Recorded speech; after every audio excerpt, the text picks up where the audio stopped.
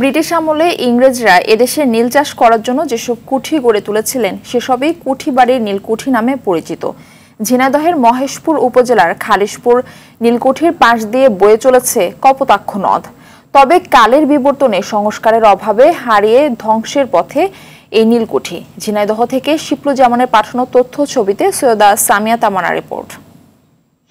Sunbit সব দিবে সামাল। সানবিট ম্যাজিক প্রেস ডিশওয়াশিং এর মাথা ঘোরানো সলিউশন।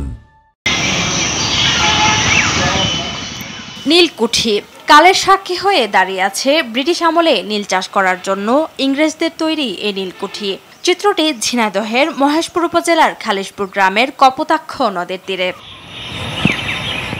1810 থেকে 1858 সাল পর্যন্ত নীলকররা নীল চাষ পরিচালনা করত এই নীলকুঠিতে।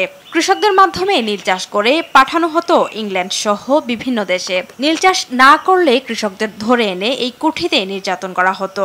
নীল বিদ্রোহের সূচনা হওয়ার পর অন্যান্য নীলকুঠির মতো এটিও ফেলে রেখে যায় ইংরেজরা। বাপ-দাদাদের কাছে শুনেছি যেখানে নীল চাষ হইতো, ইংরেজরা এসে দখল করিল।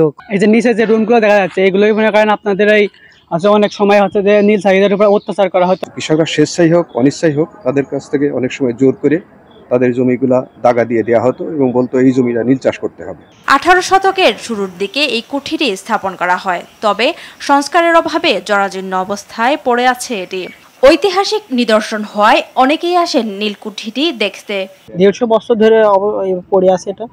আমরা চাই এটা আবার মেরামত করা হোক। যে আমাদের অতীতে আমরা কিভাবে নির্যাতিত হয়েছি আমাদের কৃষকরা, সেটা স্মরণ রাখার জন্যই আমাদের এটা সংরক্ষণ করা উচিত বলে আমি মনে করি। তবে এই নীলকুঠিটি সরকারিভাবে সংরক্ষণের চেষ্টা করা হচ্ছে।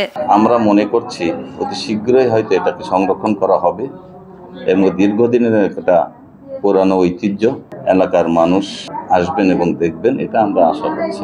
ইংরেজরা ফেলে যাওয়ার পর জমিদাররা এটি কাছারি হিসেবে ব্যবহার করতেন। সৈয়দা সামিয়া তামান্না, RTV।